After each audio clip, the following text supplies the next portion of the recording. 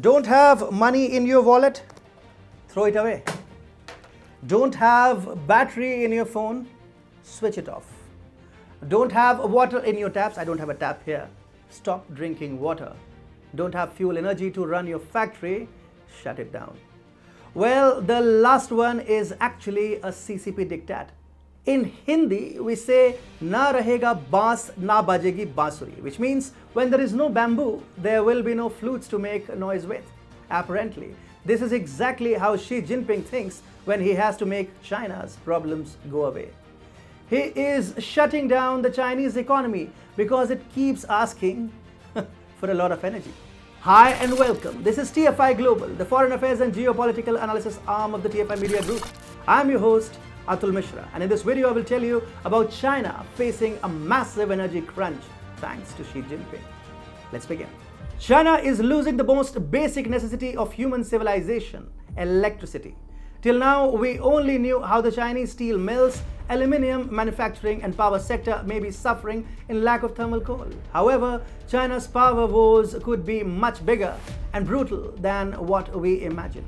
Javier Blas, chief energy correspondent at Bloomberg News, tweeted, "China energy crunch. The electricity shortages in China are worsening and widening.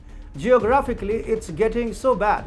Beijing is now asking some food processor like soybean crushing plants to shut down." China is the biggest coal consumer in the world. The communist nation still consumes over 56% coal as a part of its total energy consumption. The fossil fuel is the most important part of China's energy security. Such a high concentration of thermal power in China means that any decline in coal supply hurts its ability to generate sufficient electricity. Presently, China is facing a serious shortfall of Australian coal. Last year, Beijing imposed an unofficial ban on Australian coal that immediately led to southern provinces in the communist country going dark. Also, Chinese thermal power plants are accustomed to working on Australian coal, and it is not possible for such power plants to replace all their equipment and start operating on non-Australian coal.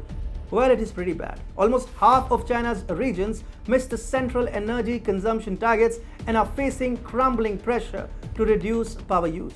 To worsen Beijing's woes, the three main industrial Chinese provinces, Jiangsu, Zhejiang, and Guangdong, that account for around a third of China's economy, are facing power cuts. Make no mistake, the ongoing electricity woes are a bigger problem than the downfall of the Evergrande Group, which is a leading Chinese real estate developer.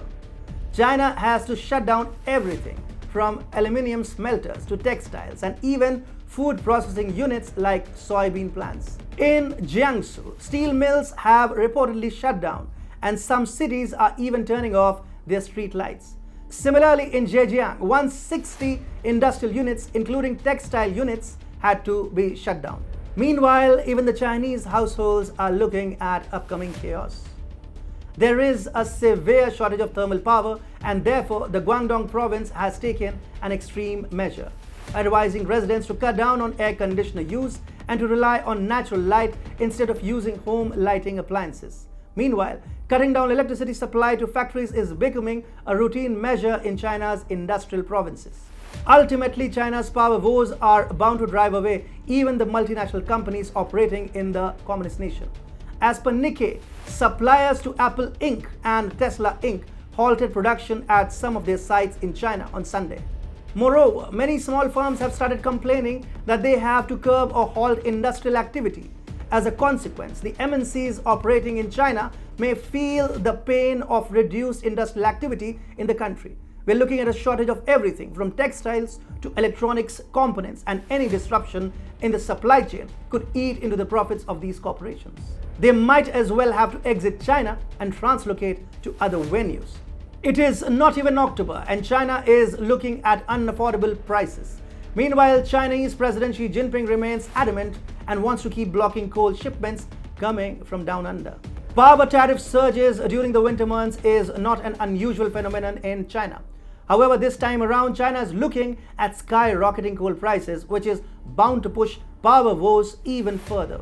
Last year, the Chinese ban on Australian coal shipments had led to widespread power rationing, and the Chinese authorities had to limit power supply to various provinces. The upcoming winters are, however, expected to be even more difficult for China to handle. Presently, China is imposing even steeper power cuts and rationing electricity usage drastically because it wants to conserve sufficient power supply for the upcoming winters. With China's industries failing, we are looking at a huge socio-economic crisis in the country where it will fail to fulfill all its basic needs, from manufacturing basic industrial goods to producing consumer goods like textiles and supplying enough electricity to power and illuminate its households.